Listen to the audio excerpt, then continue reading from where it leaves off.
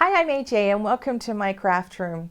Well, fall has arrived in the Northwest, which means that the holidays are right around the corner. Thanksgiving, Halloween, and of course, Christmas. My favorite time of year to stay inside and just craft to my heart's content. I love to add new decorations every year to my home, and of course I make a bunch to give away too.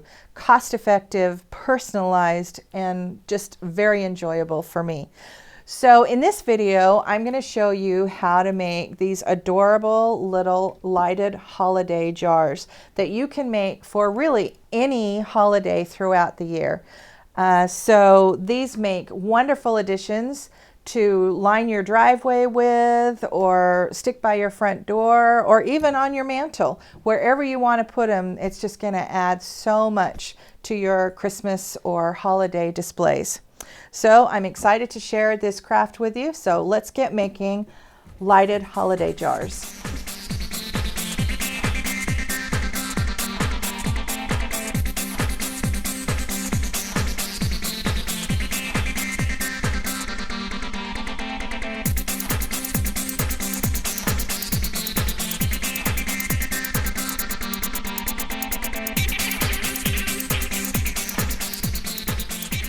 The supplies we're going to use for our jar today is obviously, first of all, we're going to use a jar.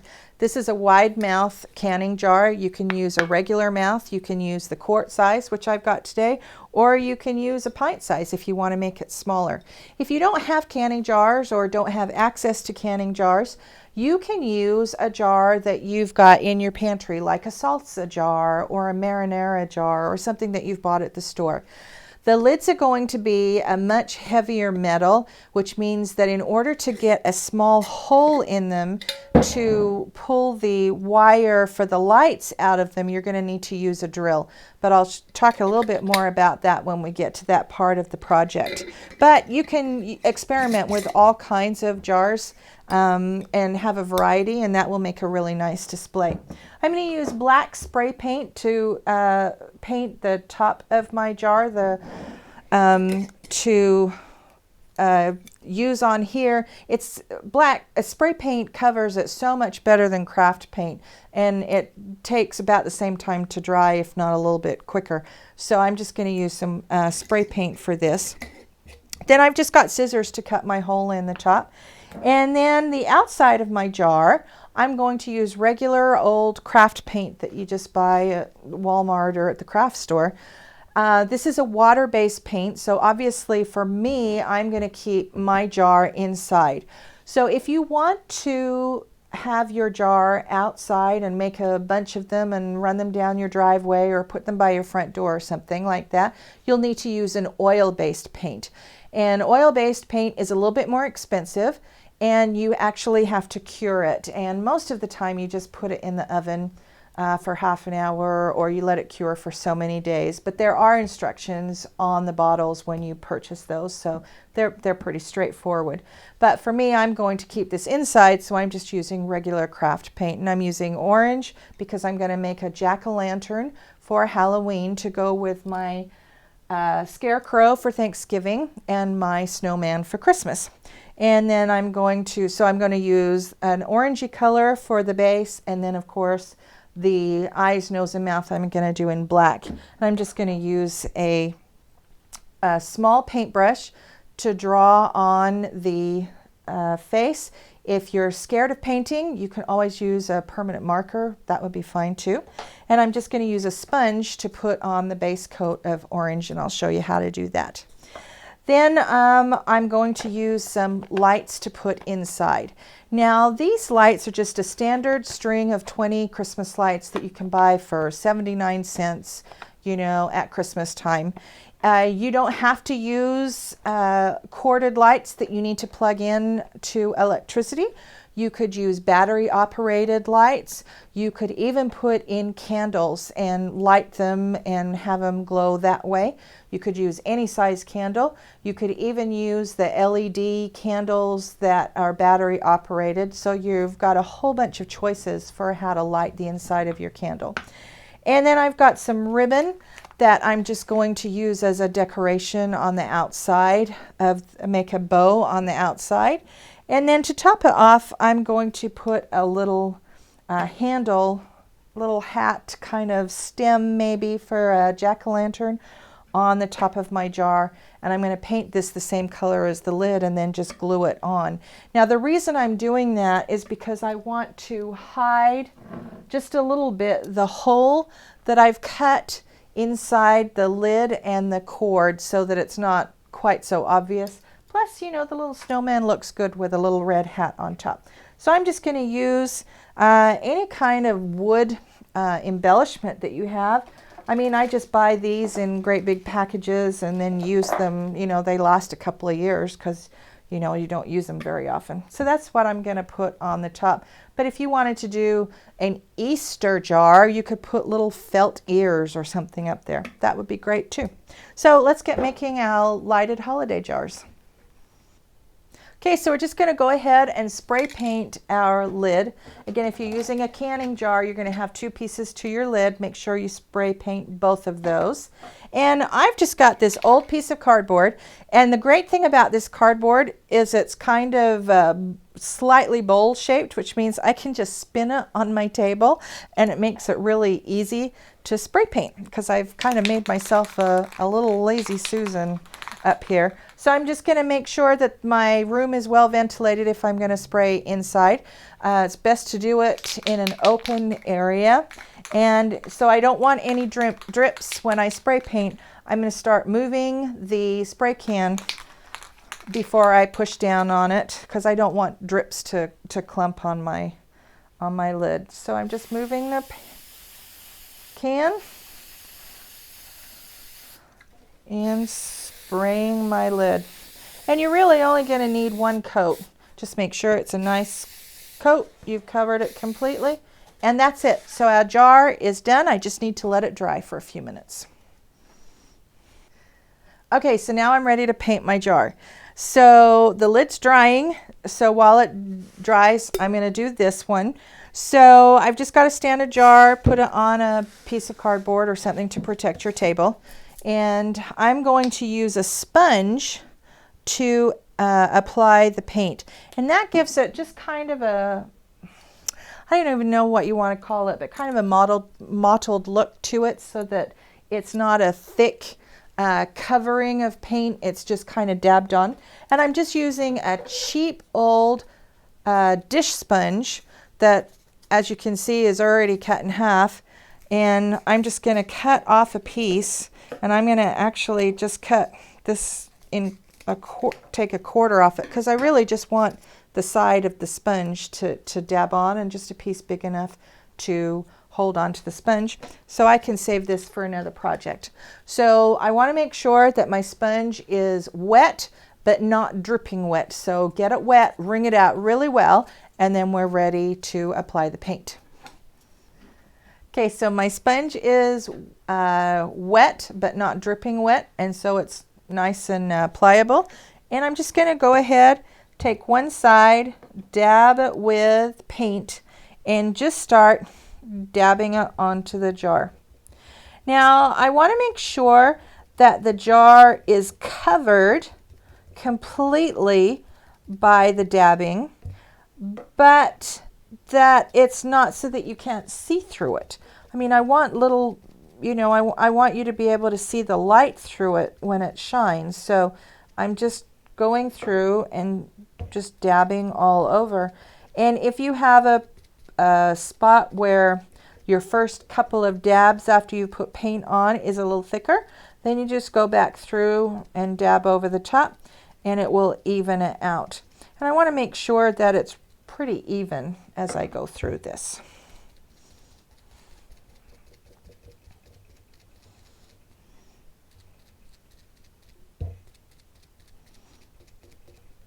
After I've got my jar completely covered, I just want to go back over and make sure that there's a nice even covering over the whole thing. Now at the very top, of course, my lid is going to cover this part of the jar, so you don't have to worry about painting that. And then this next section, I'm actually going to wrap a ribbon around it, so you're not going to see that either. So I just want to make sure that I get it up to where the ridges start of the jar. And just go over and make sure there's no lines or that it's kind of random. And of course, do the bottom part so that there's no clear glass showing.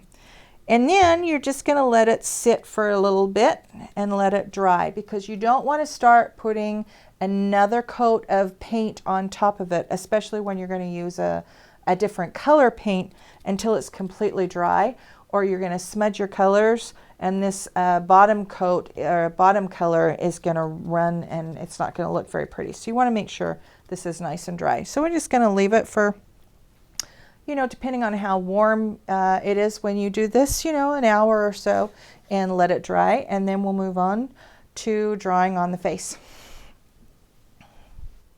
So my jar is pretty much dry and ready to go for the next painting, the face on the top. I've also gone ahead and painted the little wooden part that's going to go on the very top of my jar. I've gone ahead and painted that green. So I'll have a black lid, but the little top will be green, kind of look like the stem of a pumpkin. So I'm just going to use some black paint, and I'm just going to put it right in the same bowl that I used my other paint in. Just put a little bit in, and then I want a very fine point paintbrush to paint the face on. And I'm just going to freehand this. If you want to use some kind of a stencil, you can do that. That would be fine. If you want to Google on the internet jack-o'-lantern pumpkin or jack-o'-lantern face, you can do that too. But I'm just going to paint something on, and if it's not perfect, that's great. It looks just like a regular old carved pumpkin. So the first thing I'm going to do is I'm going to do the nose, because that's kind of the center of my jar. And I'm just going to do a little triangle for the nose.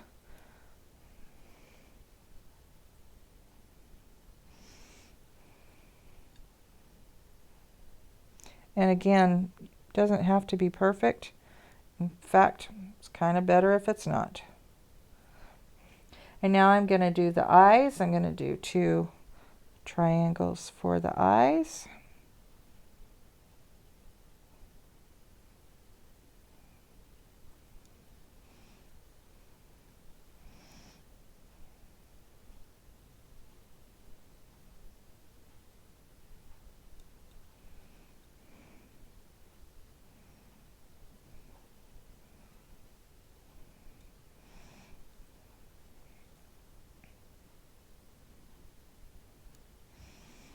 That's what we're looking like so far, and now I'm going to do the mouth.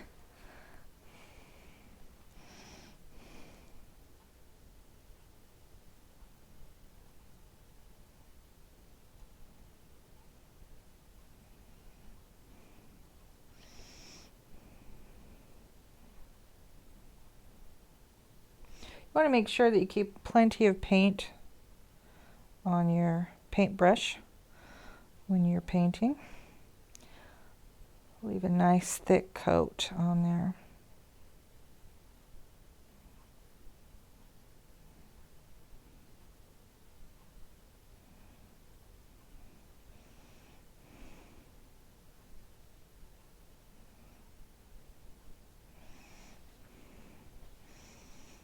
My mouth kind of looks like a bat, but that's okay. And then we're just going to fill in the lines. And if you just want to paint one line and then start to get thicker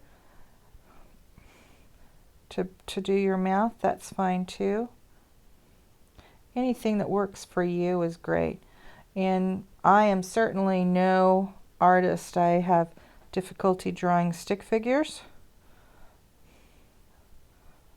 but this is just kind of filling in and doing something that is pretty darn easy.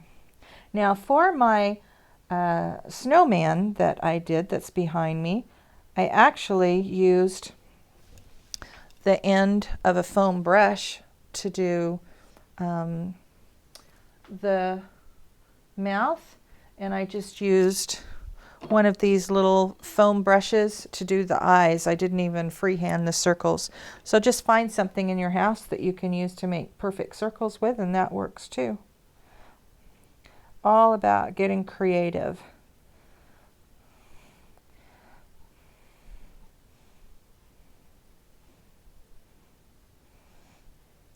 And there is my mouth all filled in. Now we want to let this dry.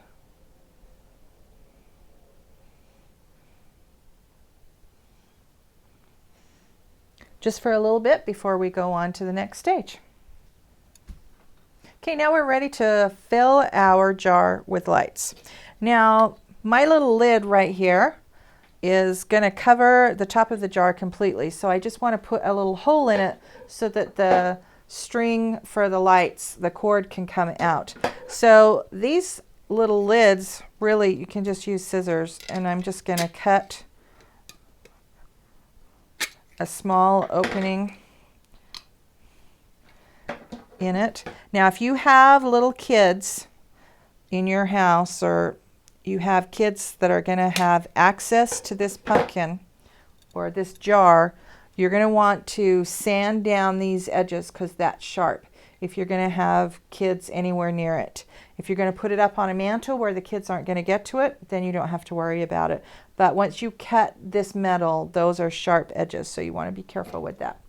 Now I'm going to take my lights and just stick them in the jar, and I want to just stretch them out a little bit because I want them to sit in the jar so that they're kind of all through the jar and not just at the bottom. Now over time, lights kind of settle a little bit, but that's okay. And then I'm just going to have this string part at the back. Put my lid on. And then secure that in place, just like that.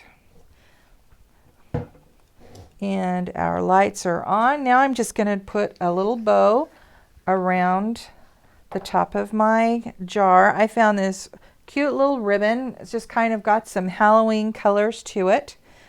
That I found at the craft store on clearance even, so I was very excited about that. And I'm just going to tie a bow.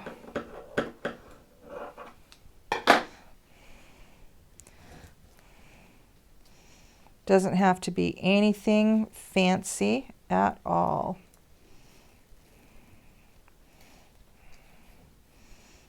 And the bow can be anywhere on the jar that you want it to be. It can be at the side, at the front. If you want to put the bow on top, you can do that. This is wired ribbon, which means that once I get the bow on, I can mess with it a little bit. And then I'm just going to take the edges and give it a nice finish.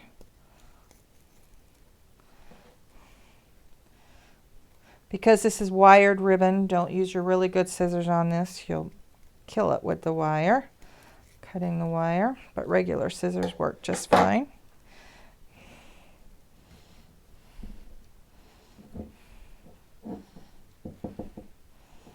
Okay, there's my ribbon all tied on.